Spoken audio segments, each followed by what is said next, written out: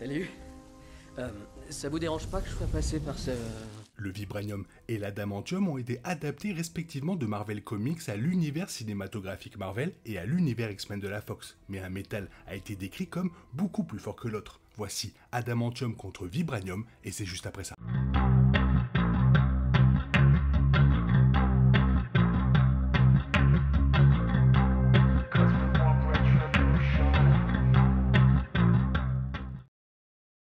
Le vibranium et l'adamantium ne sont que deux exemples des métaux fictifs les plus puissants de Marvel Comics, et tous deux ont joué un rôle crucial dans le développement des franchises en live-action de Marvel. Le vibranium a été un énorme rouage dans la machine MCU, tandis que l'adamantium était largement présent dans l'univers X-Men de la Fox et, selon les rumeurs, il apparaîtrait très bientôt dans le MCU dans les prochains projets de la saga multiverselle. Bien que les deux aient joué un rôle majeur dans leurs franchises respectives, l'un est clairement plus fort que l'autre.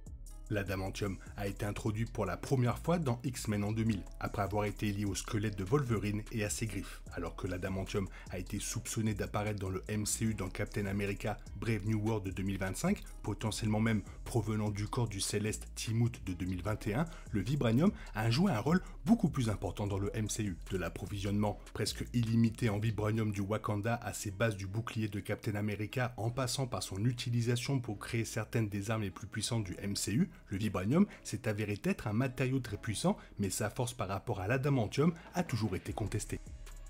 Tant dans Marvel Comics que dans le MCU, le vibranium est originaire d'un endroit inconnu de l'espace et s'est écrasé sur Terre il y a des milliers d'années sous la forme d'une météorite. La première découverte enregistrée du vibranium a eu lieu en Antarctique dans Marvel Comics avec cette version surnommée anti-métal en raison de sa capacité à dissoudre d'autres métaux, bien qu'une variété différente du métal trouvé au Wakanda puisse absorber les ondes sonores et autres vibrations. Cette dernière est la version la plus présente dans le MCU. Elle a été utilisée à diverses fins, améliorant les capacités de plusieurs super-héros et méchants de haut niveau de Marvel Studios.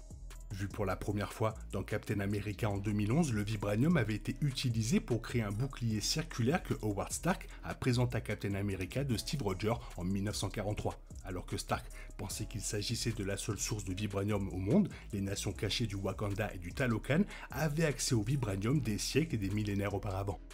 Il a été révélé dans Black Panther de 2018 que les Wakandais utilisaient des plantes infusées de vibranium, telles que l'herbe en forme de cœur, pour créer la panthère noire surhumaine, et que le matériau était utilisé pour faire progresser leur technologie et créer leur arme suprême, tandis que le vibranium était utilisé à Talokan pour construire une vaste ville sous-marine.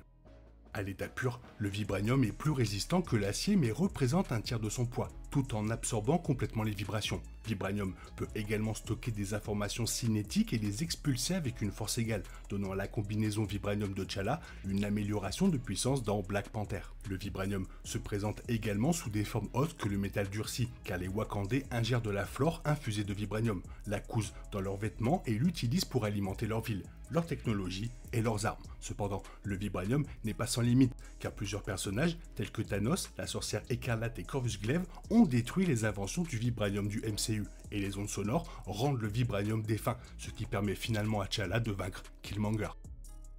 Dans Marvel Comics, l'adamantium s'est formé à la suite d'une tentative du scientifique Myron McClane de recréer l'accident qui a créé l'alliage du vibranium utilisé dans le bouclier de Captain America. Alors que la substance était un métal artificiel dans Marvel Comics, l'univers X-Men de la Fox a changé les origines de l'adamantium, affirmant qu'il provenait d'une mystérieuse météorite découverte quelque part au Nigeria par William Stryker et la Task Force X dans X-Men Origins Wolverine en 2009.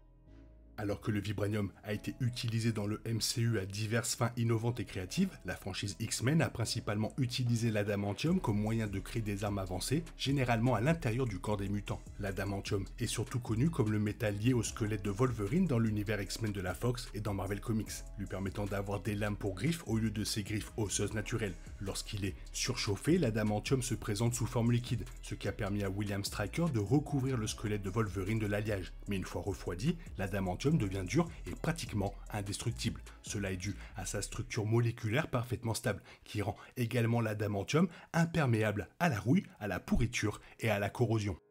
L'adamantium a été lié au squelette de plusieurs personnages X-Men et a toujours augmenté leur force, leur résilience et leur agilité, sans entraver leur processus biologique et leur capacité de mouvement. Malgré ses dons impressionnants, l'adamantium présente encore quelques défauts majeurs. Enfin, le métal est toujours très sensible aux capacités mutantes de Magneto, ce que le méchant a prouvé à plusieurs reprises en déplaçant et en manipulant Wolverine contre sa volonté. Les griffes d'adamantium de Wolverine ont également été coupées par la lame d'adamantium surchauffée du samouraï d'argent dans The Wolverine de 2013, prouvant qu'il peut être détruit. Logan de 2017 a également révélé que Wolverine souffrait d'un empoisonnement à l'adamantium, car le métal qui avait été lié à son squelette pendant des siècles corrompait sa biologie à un rythme que même son facteur de guérison régénérateur ne pouvait pas suivre, ce qui a finalement conduit à sa mort. Dans Marvel Comics, les armes en adamantium et en vibranium se sont affrontées à plusieurs reprises, et la première arrive généralement en tête. Cependant, dans les projets en live-action de Marvel dans le MCU et dans l'univers X-Men de la Fox, le vibranium est clairement la substance la plus forte et la plus polyvalente. L'adamantium a été utilisé dans les films X-Men pour améliorer la structure physique de personnages tels que Wolverine et leur a offert des dons surhumains impressionnants. Mais Marvel Studios a mis en œuvre certaines des utilisations les plus ingénieuses du vibranium, qui signifie que le métal est plus répandu, plus régulièrement utilisé et bien plus puissant que son cousin utilisé par la Fox. Le vibranium a été utilisé pour créer une technologie et des armes avancées qui offrent d'énormes avantages aux héros les plus puissants de la Terre et aux forces du Wakanda et du Talokan.